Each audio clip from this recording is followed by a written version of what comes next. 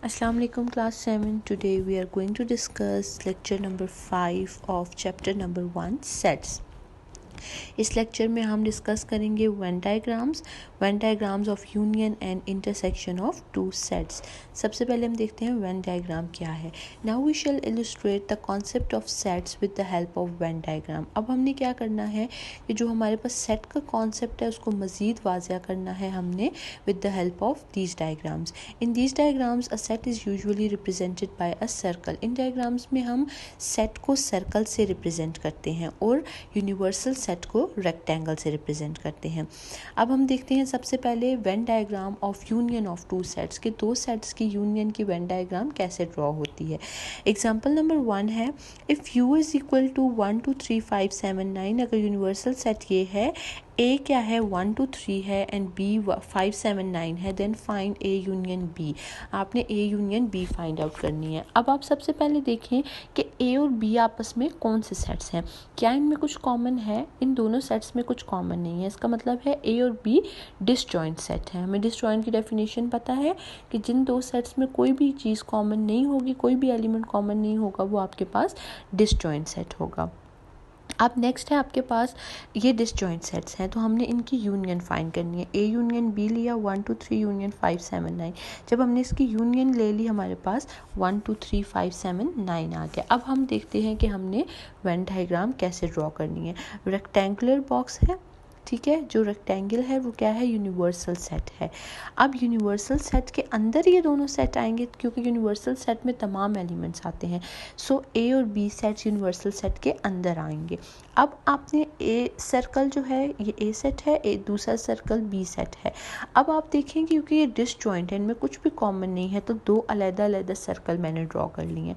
अब ए सेट में आपके पास कौन से एलिमेंट्स हैं, 1 2 3, और बी सेट में 5 7 9। ठीक है, ये दोनों अलग-अलग हैं क्योंकि इनमें कुछ भी कॉमन नहीं है। अब इनकी यूनियन में कौन से एलिमेंट्स आए हैं, इनकी यूनियन में जो एलिमेंट्स आए हैं उन सबको हमने शेड करना है, क्योंकि हमारे पास क्वेश्चन ये है कि आपने इनकी यूनियन फाइंड आउट करनी है। सो ए यूनियन बी में तमाम एलिमेंट्स आ गए हैं।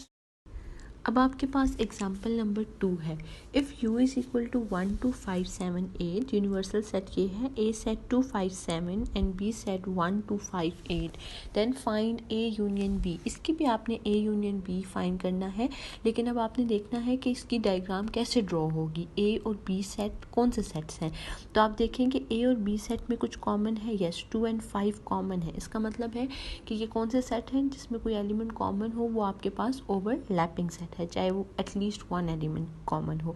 तो इसका मतलब है ये ओवरलैपिंग सेट है, तो ओवरलैपिंग सेट की डायग्राम इस तरह बनेगी। अब क्या है solution, A and B are overlapping sets, then A union B is equal to, union लेंगे तो क्या आ गया 1 2 5 7 8, लेकिन क्योंकि ये ओवरलैपिंग है तो दो सेट्स ए और बी इस तरह बन गए। अब जो इनके मिडल में स्पेस है, जो दोनों सेट्स में कॉमन है, उसमें हम जो एलिमेंट्स दोनों सेट में कॉमन होंगे हमने वो लिख दिए। अब 2 और 5 क्योंकि दोनों सेट्स में मौजूद है, इसलिए हमने 2 5 मिडल में लिख दिया। अब शेड हमने किसको करना है, 1 2 5 7 8, इन तमाम नंबर्स को हमने शेड कर देना, ये इसकी यूनियन में आ जाएगा। अब एग्जाम्पल नंबर 3 है, if U is equal to this, A is equal to this and B is equal to this, then find A union B. A union B ही फाइंड करनी है, लेकिन इसके लिए भी डायग्राम डिफरेंट बनेगी, क्योंकि आप देखो कि जो ए सेट है उसके एलिमेंट्स, उसके तमाम एलिमेंट्स बी सेट में मौजूद हैं। इसका मतलब है A is a subset of B, तो जब ए बी का सबसेट होगा या इसी तरह बी ए का सबसेट होगा तो डायग्राम डिफरेंट बनेगी। सोल्यूशन क्या है, A is a subset of B, this implies A union B हमने लिया, 2 3 4 5 आ गया। अब इसका मतलब ये है कि अच्छा, पहली बात तो ये है कि हमने बी सेट, क्योंकि ए बी का सबसेट है तो पहले बड़ा सेट बी सेट होगा, ठीक है, उसके अंदर आपके पास छोटा सेट कौन सा हो गया, ए सेट हो गया। अब इसका मतलब है कि बी सेट में ये तमाम एलिमेंट्स हैं 2 3 4 एंड 5, और ए सेट में सिर्फ कौन से एलिमेंट्स हैं 2 3, A is a subset of B. अच्छा, अब आपने ये देखना है कि जो यूनिवर्सल सेट था उसमें आपके पास 1 2 3 4 5 6 तक था, जबकि ए और बी सेट्स में आपके पास 1 और 6 मौजूद नहीं है। तो 1 और 6 जो आपके पास रेक्टेंगुलर सेट है, जो रेक्टेंगल बना हुआ है, जो यूनिवर्सल सेट है, उसमें आपके पास 1 और 6 लिख देंगे। ये था आपके पास अगर ए बी का सबसेट है। ये आपके पास यूनियन के क्वेश्चंस आ गए हैं। अब नेक्स्ट है आपके पास Venn diagram of intersections of two sets. अगर दो सेट्स हैं तो उनकी इंटरसेक्शन कैसे फाइंड आउट करनी है। If u is equal to 1 2 3 4 5, a is equal to 1 2 3 and b is equal to 4 5, then find a intersection b। अच्छा, अब a intersection b find out करना है, लेकिन आपने देखना है कि a और b कौन से सेट्स हैं, तो डायग्राम आपने उसके अकॉर्डिंग बनानी है। अब ए और बी में कुछ भी कॉमन नहीं है, दिस मीन डिसजॉइंट सेट है। आपको पता है डिसजॉइंट सेट्स के लिए दो अलग-अलग सेट्स बनाते हैं। A and B are disjoint sets, तो ए इंटरसेक्शन बी 1 2 3 4 5 इनमें कुछ भी कॉमन नहीं है, तो इंटरसेक्शन क्या आ जाएगी, एम्प्टी सेट आ जाएगा। अब आपके पास डायग्राम में आते हैं। यूनिवर्सल सेट के अंदर दो सेट्स हैं जो कि डिसजॉइंट्स हैं, 1 2 3 एंड 4 5। जब इनकी हमने इंटरसेक्शन करनी थी, जब इनकी इंटरसेक्शन हमारे पास एम्प्टी आई है, तो हम शेड किसको करेंगे, किसी को भी शेड नहीं करेंगे, क्योंकि एम्प्टी सेट में कोई भी एलिमेंट नहीं होता। नेक्स्ट है आपके पास if u is equal to 1 2 3 4 5, a is equal to this and b is equal to this, then find a intersection b। अब इसकी इंटरसेक्शन फाइंड आउट करने के लिए आपने a और b को देखना है। क्या a में और b में कुछ कॉमन है? यस, 3 कॉमन है दोनों में। इसका मतलब है कि ये ओवरलैप कर रहे हैं, ठीक है। लेकिन a के तमाम एलिमेंट्स अगर b में मौजूद होते हैं तो a b का सबसेट होता है, लेकिन ऐसा नहीं है। a का सिर्फ एक एलिमेंट जो है वो b में भी है, so this mean these are overlapping sets.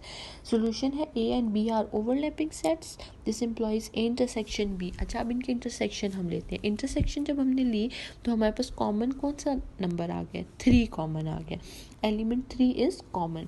तो ओवरलैप के लिए आपको पता है कि आपने डायग्राम किस तरह ड्रॉ करनी है। दो सेट्स ड्रॉ करेंगे और जो ओवरलैप कर रहे हैं, जहाँ पे वो मिल रहे हैं दोनों सेट्स, उसमें आपने 3 लिख दिया। अब 3 का मतलब ये है कि ए सेट में भी 3 मौजूद है और बी सेट में भी 3 मौजूद है। अब हमने फाइंड आउट क्या करना था, A intersection B find out करनी थी। तो ए इंटरसेक्शन बी हमारे पास किसके इक्वल आई है, 3 के इक्वल आई है। इसका क्या मतलब है कि हमने 3 को शेड करना है, तो हमने 3 को शेड कर दिया। एग्जाम्पल नंबर 3 है हमारे पास कि अगर आपके पास u है 1 2 3 4 5, a is equal to 1 2 and b is equal to 1 2 3 4, then find a intersection b। आपने इंटरसेक्शन b फाइंड आउट करनी है, लेकिन अब आपने देखना है कि डायग्राम किस तरह बनेगी। a और b को देखना है, क्या a b का सबसेट है? Yes, a is a subset of b। तो आपने सबसेट वाली डायग्राम ड्रॉ करनी है।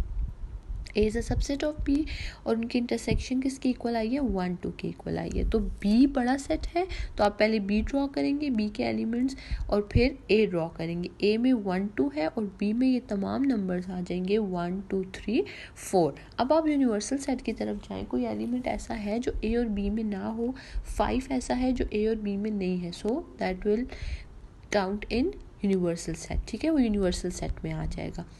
अब आपके पास क्या है, इंटरसेक्शन फाइंड आउट करनी थी। इंटरसेक्शन का आंसर क्या आया है कि ए इंटरसेक्शन भी आपके पास 1 2 के इक्वल आई है।